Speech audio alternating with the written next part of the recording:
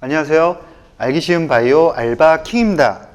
요즘 그 빅파마들이 새로운 모달리티, 그러니까 새로운 접근 방법으로 치료제를 만드는 방법에 대해서, 그리고 그 기술에 대해서 관심을 많이 갖고 있는데요. 그 중에 하나가 프로탁입니다. 그러니까 프로탁의 장점에 대해서는 여러분들께 이제 설명을 드릴 텐데요. 상당히 재미있고 그 다음에 가능성이 굉장히 많은 그런 기술로 최근에 이제 각광을 받고 있고요. 프로탁으로 가장 선두에 나서고 있는 아비나스에 대해서 여러분들께 말씀을 드리고자 합니다. 저분자나 항체에 대해서, 항체가 여러분들께 많이 말씀을 드렸지만 항체는 그냥 단백질입니다. 말이 너무 어려울 수 있는데요. 그냥 항체죠. 네, 단백질입니다. 단백질 그러면 여러분들이 이제 제가 이제 말씀을 드리면은 이제 아실 겁니다. 단백질을 만드는 방법은 원래는 DNA에서 메신저 RNA, 그 다음에 단백질, 항체인 단백질을 이렇게 만들어내야 되는데 단백질을 만들어내는 그 DNA가 우리 몸속에는 없는 거죠. 그러니까 어떻게 해야 됩니까?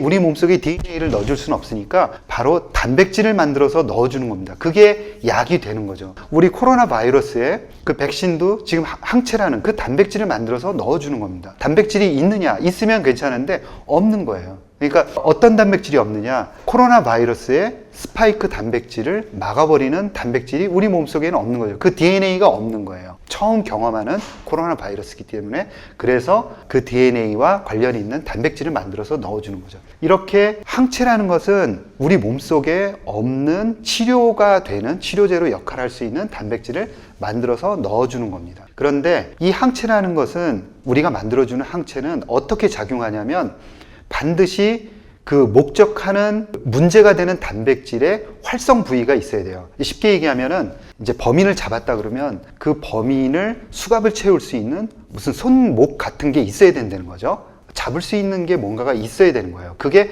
활성 부위입니다. 우리가 FDA에서 얘기하는 그 승인된 약물 중에 표적으로 하는 단백질이 400여 종 된다고 합니다. 그러니까 우리 그 연구자들이 만든 단백질 치료제가 한 400개 정도 되는 거예요. 그런데 문제가 된다라고 하는, 우리 세포 안에는 10만 개 이상의 단백질, 즉 사람같이 일하는 단백질들이 10만 종류가 있는데 그 중에서 문제가 된다라고 이제 과학자들이 밝혀낸 그 단백질의 종류는 한 3,000개 정도 됩니다. 그런데 약으로 만들고 있는 건 400개밖에 안 돼요. 그러니까 나머지 그러면 한 2,600개는 어떻게 하고 있느냐? 문제를 일으키고 있는지 아는데도 불구하고 그냥 어쩔 수 없는 겁니다. 접근을 하지 못하고 있는 거예요. 왜 그러냐? 바로 활성 부위가 없기 때문입니다.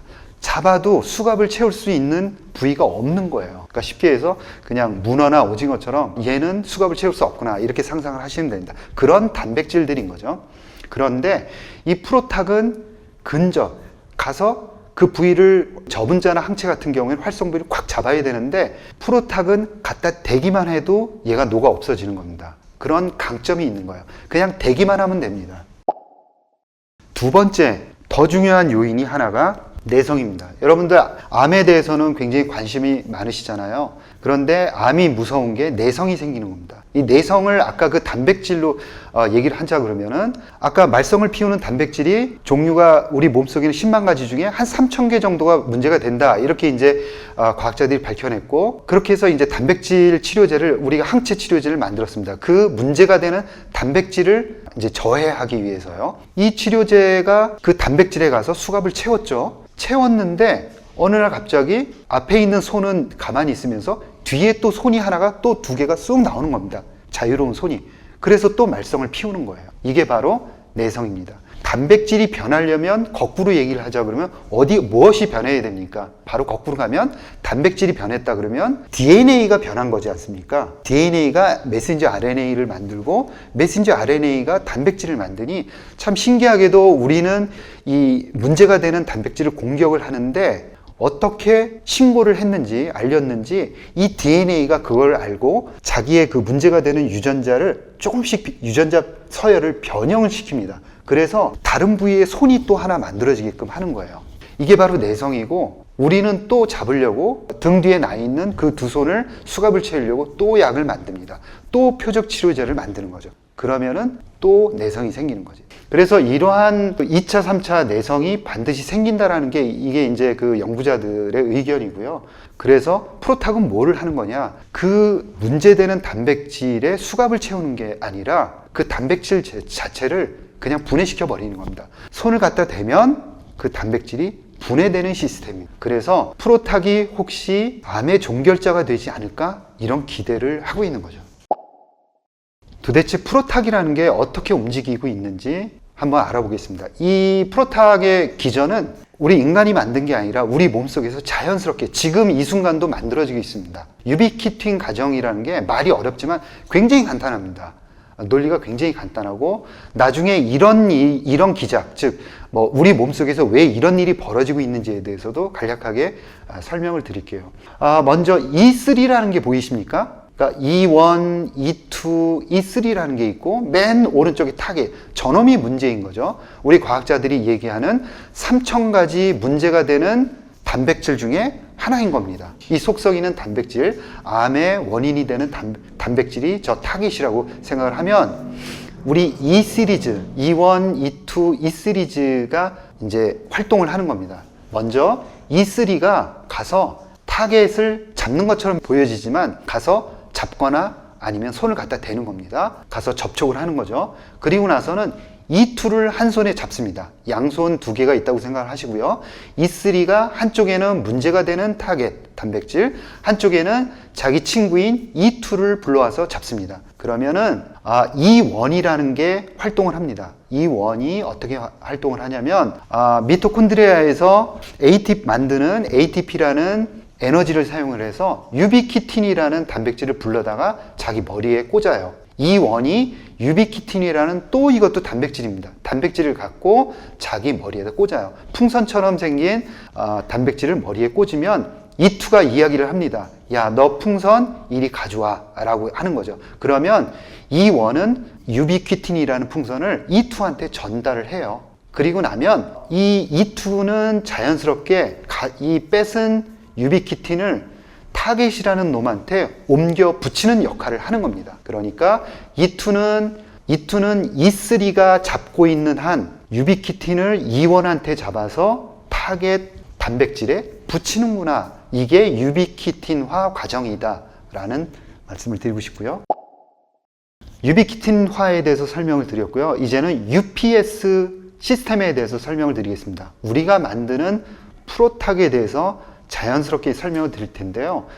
조금 전에 설명을 드린 E3, E2가 보이십니까? 그러면 질문을 하나 드릴게요. E2가 가지고 있는 저 유비키틴은 누구한테 뺏은 겁니까? E1한테 뺏은 거죠. 그래서 가지고 있고요. 한 손에는 E3가 저 타겟 단백질, 저 말썽 부리는 우리의 타겟인 암 단백질이라고 생각을 하셔야 됩니다. 저기에 가서 꼭 붙은 겁니다. 그러면 우리가 만든 프로탁, 밑에의 프로탁이 보이시죠? 프로탁은 저렇게 세 가지로 생겼습니다. 워헤드가 타겟되는 단백질을 잡고요. 그 다음에 링커가 있고 연결시키는 게 있고 그 다음에 E3를 잡는 바인더가 있습니다. 이렇게 세 가지. 그 중에서 2가지라고 생각하시면 됩니다. 우리가 이렇게 잡으면 자연스럽게 E3에 있는 유비키틴이 당연히 타겟에 붙겠죠. 그리고 또 E1이 가져오는 유비키틴은 E2한테 또 붙고 또 유비키틴은 타겟 단백질에 붙습니다. 이래서 유비키틴이 점차 계속 유비키틴화 되면서 타겟 단백질에 유비키틴 풍선이 몇 개 달리냐면 5개가 달려요. 5개가 달리면은 이 타겟 단백질은 자연스럽게 프로테아좀이라는 오른쪽에 있는 재활용 통에 들어갑니다. 그래서 녹아버리는 거죠. 그러면서 잘게 쪼개져서 아미노산 덩어리들로 재활용 쓰레기처럼 잘게 쪼개져 가지고 나오는 시스템이에요. 왜 이런 시스템이 우리 몸속에 있을까요? 그거는 아주 효율적으로 우리 몸을 보존하기 위해서 그런 거죠. 우리가 만약에 저런 유비키틴 프로테아좀 UPS 시스템이 없다 그러면은 우리는 하루에 예를 들어서 필요한 단백질의 한 5배 정도를 먹어야 될 겁니다. 저거는 뭐냐면 쓸데없는 단백질을 잘게 쪼개서 재활용하는 거예요. 그러니까 우리 몸속에서 매일 필요한 단백질의 85%를 저 재활용 시스템을 통해서 만들어내는 거죠. 우리가 매일 공급해야 되는, 먹어서 공급해야 되는 단백질은 15%에 불과합니다. 따라서 우리 몸속에서는 저 재활용 시스템을 통해서 85%에 해당하는 단백질 재료들, 즉 아미노산을 열심히 만들어내는 거예요.